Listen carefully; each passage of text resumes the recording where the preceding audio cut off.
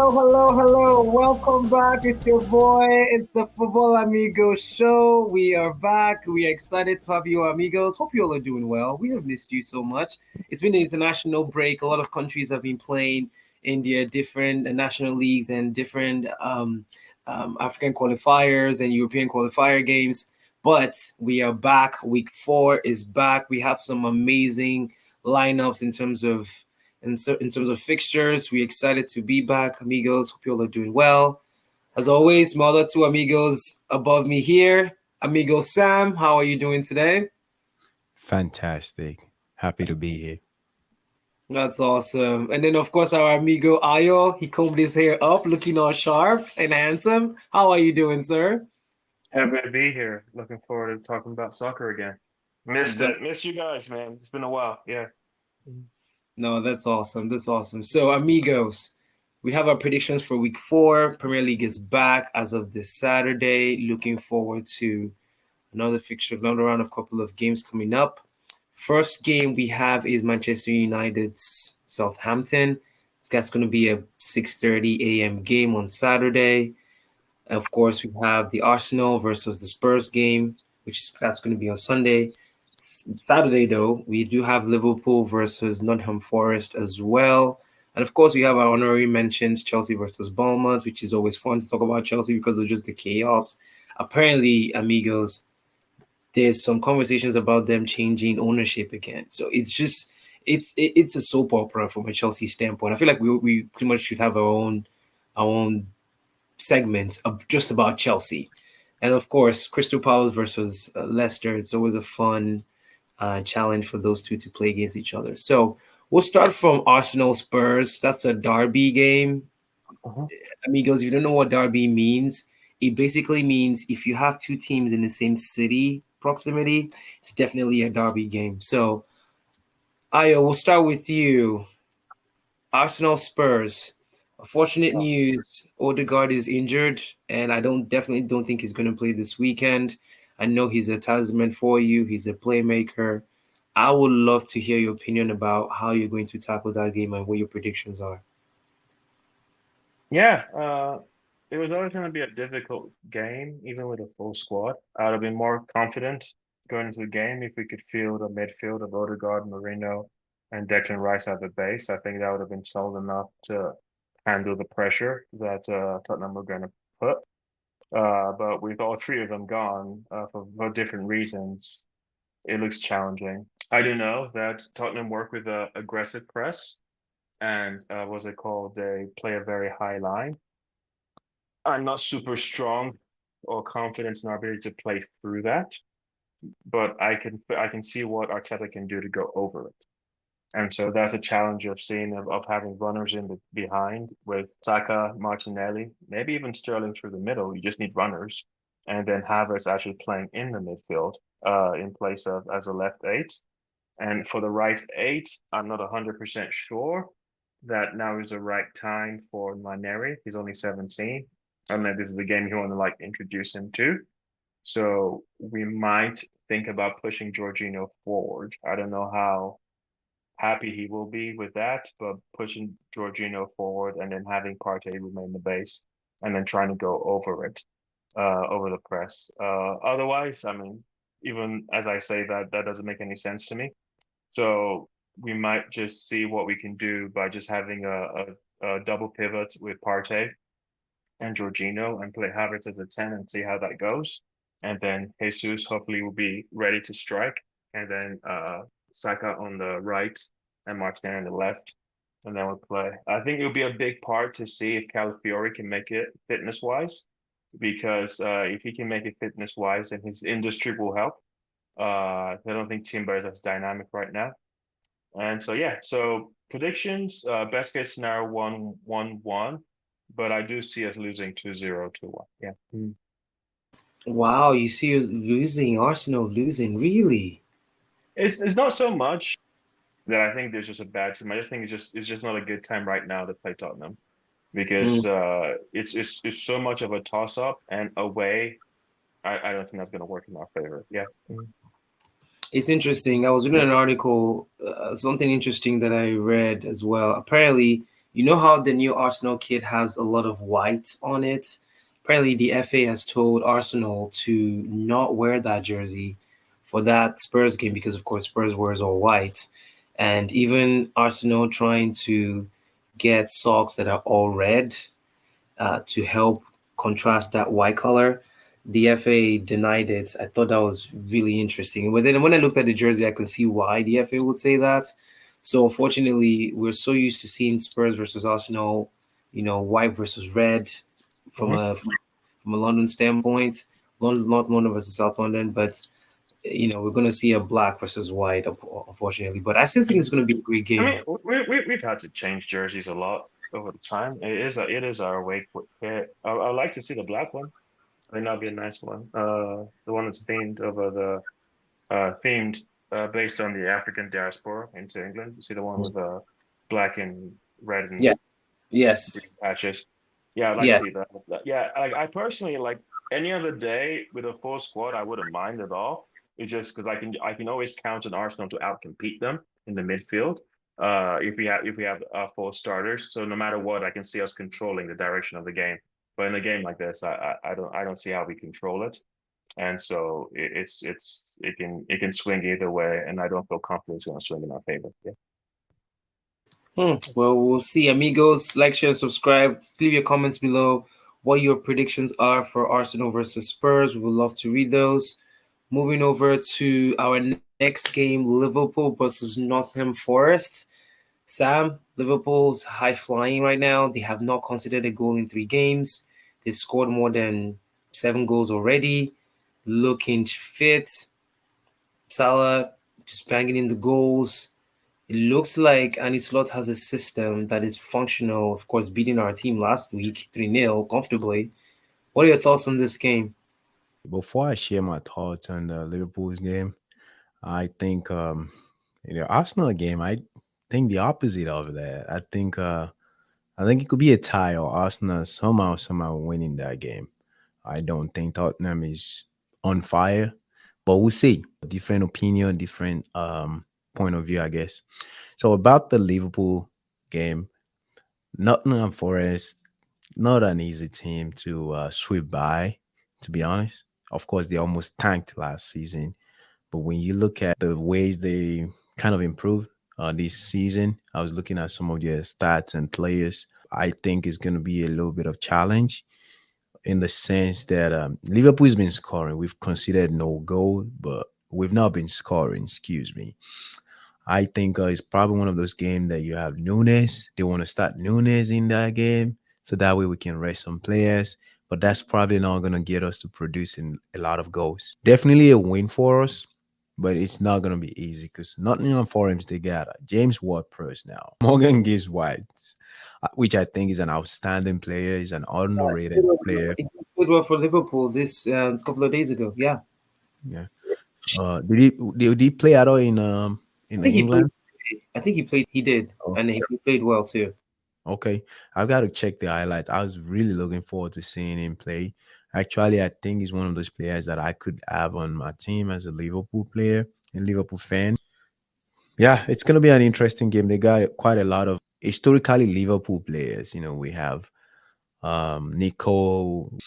They also have Hawoni. So, I can see them coming and trying to take us down or uh, trying to be wannabe Premier League champion. But the way I say it is going to be the same for Annie Slot. But I expect some substitution, maybe play Cody Gakpo and Nunes for a start. And if things change, you can now bring the guys that have done well. Have Elliott on that right side, have Cody Gakpo and let Nunes start. Change the midfield a little bit because we got Champions League coming up the following week. But it's gonna be a rough game with AC Milan. Definitely a win for Liverpool. Interesting. Would you say 2-0, 3-0? I don't see a lot of goals in there, despite being an out Anfield. I don't see a lot of goals. If the coach is leaning towards what I'm thinking, like resting players, because you have to look at it. Whatever substitution he's trying to make now. And by the way, our goalkeeper did a fantastic job playing against England. Unfortunately, they lost. Um, if they trying to make substitution just to rest player for the Champions League, the new guys haven't played that well together. So I can see some little flop, especially if you have Nunes up front. Not that we knock Nunes, it's just statistics, right? We don't, because we know that in the media when we say things like this, it can affect players' emotion, whatnot. It's just statistics. It's nothing. It's not knocking him off. So I can see few goals, not a lot. Interesting, interesting. Amigos, let us know your thoughts about that game, Liverpool, not Nottingham Forest. I just have this feeling. Before I ask that, are we going to see Chiesa? Chiesa, Yes. yes. Do you think we're going to see him his debut this I week? think so. He's gonna be at Anfield. I think Mhm. that would be a good game to have a newcomer show up, and also I don't think we'll see him in Champions League for a starter. I want to see him personally. I want to see him in the Premier League, Anfield. Let him show us what he's got, and just start using him like crazy in Champions League. Where would you play him? Because I know his best position is on the left, but then you have Gakpo there and you have Luis Diaz. Yeah. So in this case, personally, I would if to look at this weekend's game, this is what I would do for the forward. Have Elliott on the right, let Salah relax a little bit, put Nunes in the middle, and put Gakpo on the left. And halftime substitution, bring the new kid on to replace Gakpo. Because Gakpo looks like he's running out of gas. I don't think he's got that. He doesn't have like that 95 minutes in him. He's never looked like he does, but whenever he's on the pitch, you know that somebody's up there. So let the new guy replace Gakpo maybe after 2-0. If Nunes somehow miraculous, he scores two. You never know. That's the way I say, Amigos Sam still doesn't like newness. It's just in No, I like the man. I like the man personally. I just don't like the result that I'm getting from him. You know what I'm right, saying? Yeah, right. No, I totally understand. He needs to be more consistent with his goal scoring. I think that's always been not necessarily a red flag, but a concern about his end product. He doesn't finish well. yeah, He doesn't. He scores good goals. He just doesn't have a striker's instinct like Harry Kane does, for example. yeah. Moving on to Manchester United, Southampton. The drama continue. I actually going to back my team for this game. Southampton haven't started well. They've lost all three games. Their defense is not good. They make they're trying to pass out of the back. From a coaching standpoint, that is a good thing. You want to encourage that, right? Of course, you want to encourage that based on if the opposing team have quick defenders. You don't want to do that every time. Have quick strikers. You don't want to do that every time, right? If their strikers are not that fast and they don't like to press or they have a mid press or mid block, then you will want to pass it out of the back, right? Southampton, they need more time to perfect that. They're trying to do, which is a good thing, but they don't do it so well. And three goals from their last three games were caused by trying to pass it out the back and no cohesion there. Manchester United's perspective, I will back them for this game. I don't know who he's going to pick. I just hope he doesn't do his favoritism issue again because there's a lot of concern. I know they backed him this past week from a owner's perspective and from Barada and Dan Ashworth, the technical director of the club now. They backed him, okay, but that usually spells trouble when your hierarchy has to back you. It just sends the wrong message. Ten Hag has to make sure that not only is he playing to the system he wants them to play, he actually selects the right players to play in that system that can execute it well. I can see this game being a 2-1 game. I think we'll win it. I think Southampton will score first, and it will be a very surprising goal. But I think United will come back and win the game, maybe 2-1, maybe 3-1. I think they'll be fine. I think this might be the beginning of their season, but again, it still depends on who they select in the first half to start that game. So you subscribe to the preseason, the Pep Guardiola preseason. So your first game is this weekend. I know, right? Yeah, I guess I At the have to beginning of the because season, yeah. yeah, because the And then first three have been terrible. Mine will be revenging himself after another 3 games. Media will be like, "This is when our season starts. This When it one I really see. starts. Game 36. We're just getting started." Let the banter roll in. Thanks, Ayo. Yeah. Thanks. Jeez. Chelsea Bournemouth. Sam, what do you think? Hey, it's gonna be a win. It's gonna be a win for sure. I think it's gonna be another blowout. Really? Bournemouth, The yes, blowout. yeah, it's gonna be my, Controversial, amigos. for what is what. By the way, amigos, y'all go check all of our previous video. I feel like I got the crystal ball this season. Yeah, it's gonna be another blowout. Yeah, I can see it 3-1. What do you Oh, think? Ayo, thoughts? I don't know what to expect from Chelsea. Absolutely don't. I don't think it's not there's not data to say. I think Bournemouth is a reasonably decent team. As long as they don't make the same mistakes that Wolves did, I think yes, Chelsea played well in that 6-2, and it's a magnificent result. But I do think that Wolves played into their hands. So there's no guarantee that Bournemouth will. I expect them to have a much more sounder game plan, and I think it'll be way more competitive. I really don't know. Take a few more games to see what Chelsea is all about, but I can see them winning the game 3-0. I can see them losing the game 2-0. Like I really don't know because I really do think that game really flattered them personally, but we'll see. No, I agree.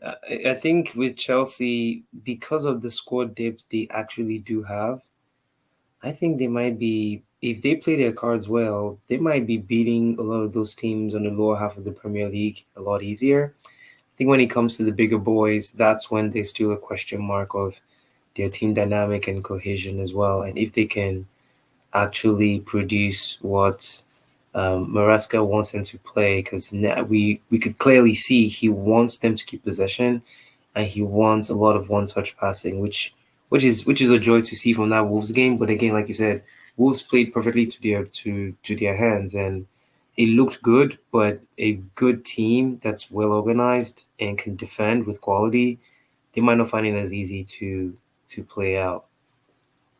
Last but not least, Crystal Palace versus Leicester City. Oliver Geisner has been doing well from Crystal Palace standpoint, not winning games as much as they started playing. It's just 3 games. I think they've won one, they've lost one, and they've drawn one. So decent start to the season as much, but not too well. But again, they have players that can make an impact, regardless of if they lost Olise during the summer. From a Leicester standpoint, it looks like they're going to dodge the sanction that was meant to be hitting them for not financially reporting well what their earnings were last year and going against not necessarily financial fair play, but just not getting their books right. But it looks like they found a loophole and they're not going to be punished or deducted points. So happy for them. But this, I know the FA are going to make changes to that loophole. That being said, Vardy is playing well for them at this point. Ndidi is playing more attacking these days. He's not a defensive midfielder anymore. And he's not only is he creating chances, he's scoring goals as well. So Leicester are looking good under Steve Cooper. I'd love to hear your thoughts though. What do you think the game's gonna go, Sam? I think it's gonna be a pretty close game. Probably Leicester winning the game. And you're right. Indeed, he's going more forward and not just going there to just clear out. He did that, I think, before they got relegated. That he will go forward a little bit just to clear things out in the midfield. Uh, but this time he's literally being a creative player. I do want to say Crystal Palace and Leicester, they have the same results so far. They've not won. They've both lost 2 games, tie 1 game. On paper, Leicester is more likely going to win the game. I don't know what it is with Jamie Vardy. I think he's just went When he's down. scoring goal, did you? I don't know if you all knew this, amigos. Apparently, he drinks a Red Bull before every I game. saw that. I Does saw a picture of it, man. years too. Even when they won the Premier League a couple of years ago, he always had a Red Bull That's why. every game. That's why he's that hyper and gets behind the defensive line so easily. And he's Jeez. what 35 now, but he's Yes. looking like he's 27. You It's know amazing. that guy is more accomplished than your boy. Well, maybe not. Well, he's your boy. No, Ayo's boy for sure. Hurricane. No, come on, no. Well, okay. I see what you're saying. He's won a Premier League already. And he's a, Shout out to our Spurs amigos.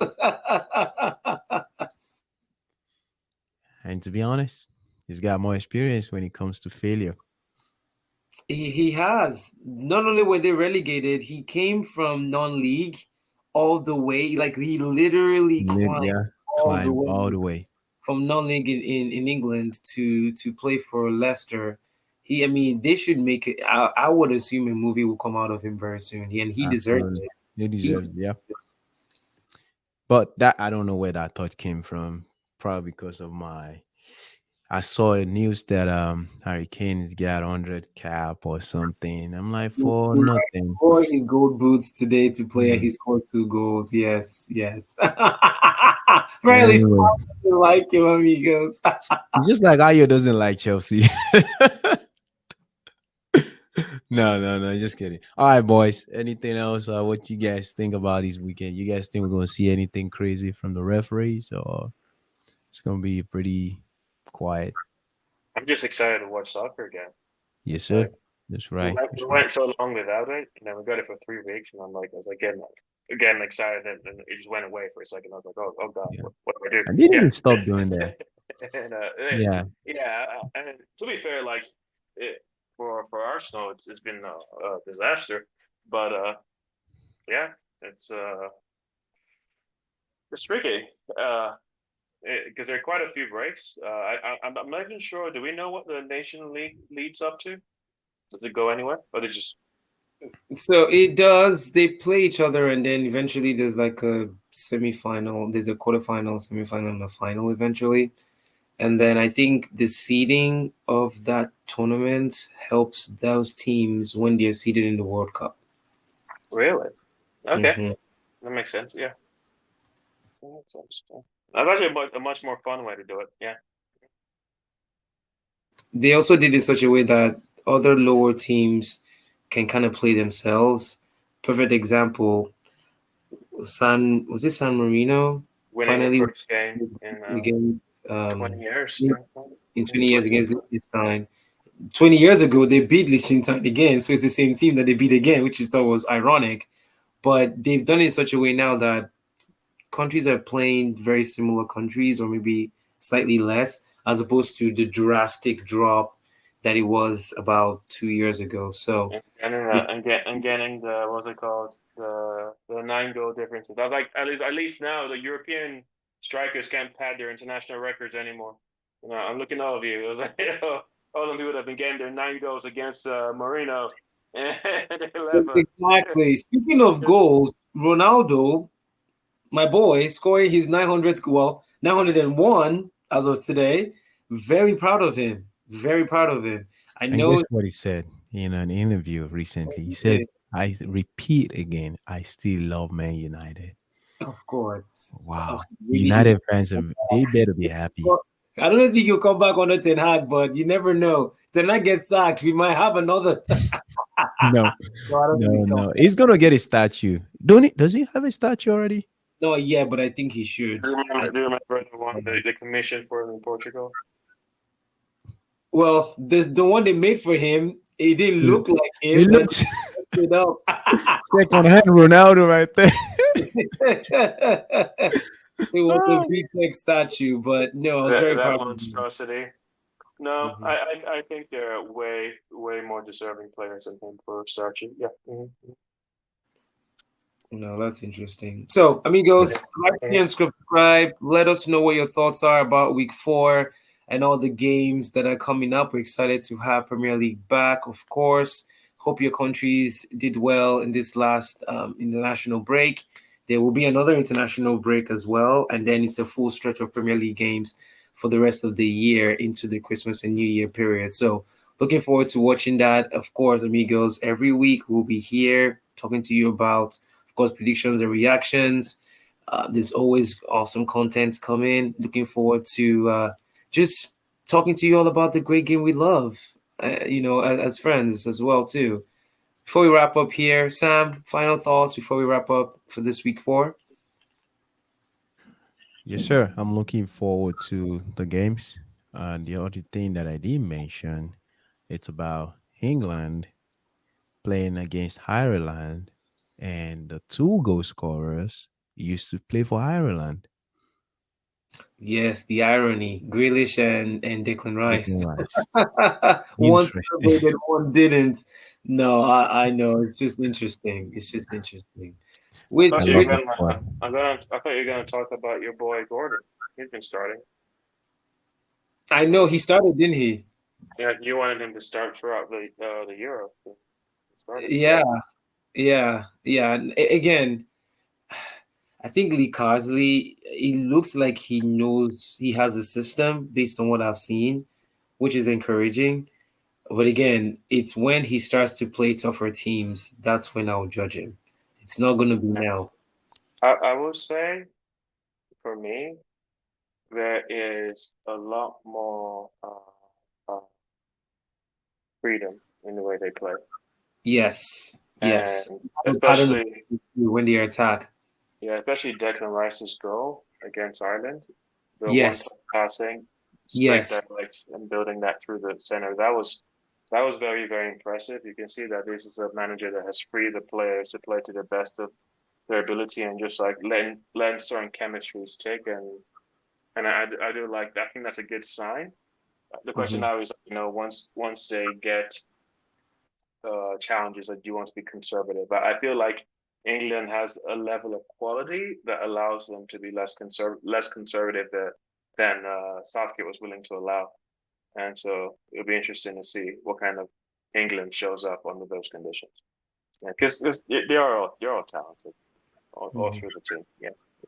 Yeah, even the selections were eye-opening, like Angel Gomez being called up, as a Morgan Gibbs White being called up. Like they really, and then of course there was this news I heard today about your boy right back for Arsenal. White. Ben White. It's not wanting to play for England anymore. I don't know what has happened there. It's been, I mean, it's been Oh, on in Southgate. Wire can give us lowdown on he that. he he he's personally said himself he doesn't really care about football. Outside of like a job, like he's not a fan. He's not like what's it called, like anything. And so he just strikes me as someone that like for him it's a job. And not in a bad way. Like he's super 100% out of his job, but once he's done, he's done. And so he's not a fan. And so basically, if you want him to go there to be a fan, like he's like, I'd rather stay home.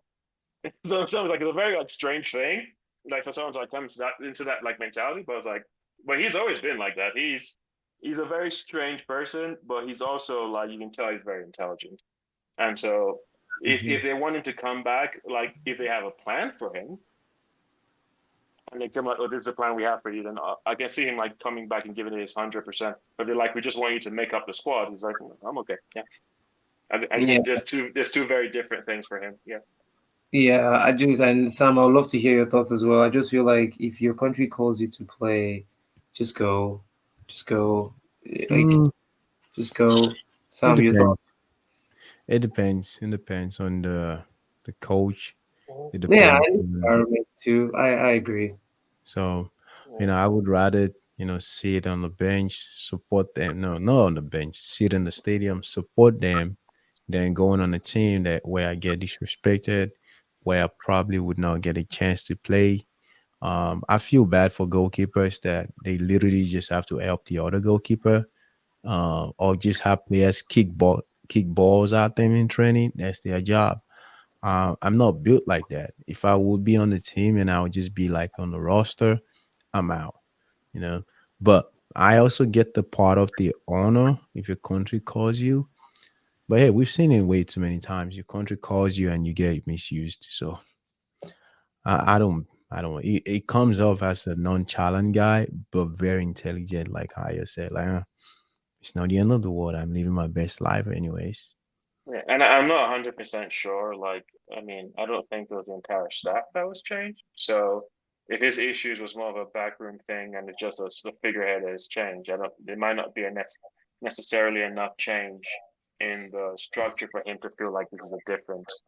What's The it called? question. Uh, Sorry for interrupting. The question is he good enough for England? Let's be honest. he's fantastic. White's good. Absolutely The only thing I see fantastic. him, the only thing he does well is just causing trouble in the penalty penalty box when it's time for corner. You already know. You I'm, know the kid. I'm never going to argue. Yeah, he's fantastic. Right. I really, other than Rico, who's the future, and what's it got on? I think they're trying to play him on the left, which is that's it's brilliant enough to do anything. And what Arnold can produce offensively, I think after that, that's it's White. White gives you both defensive solidity, great runs, intelligent combinations, and he just battles. Like I think you bring him on, he will lock that side down better than what's the Chelsea guy that's always injured? Reece James. James. Reece James, and I think at this stage in his career, I think I'll pick him over the Man City guy. I think the Man City guy is on the other side of it. Yeah. Hmm.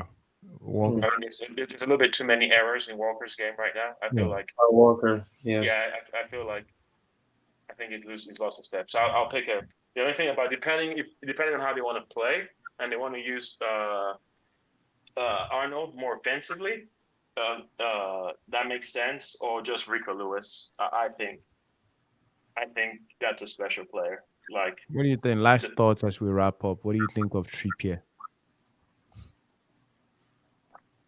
he's a wonderful servant.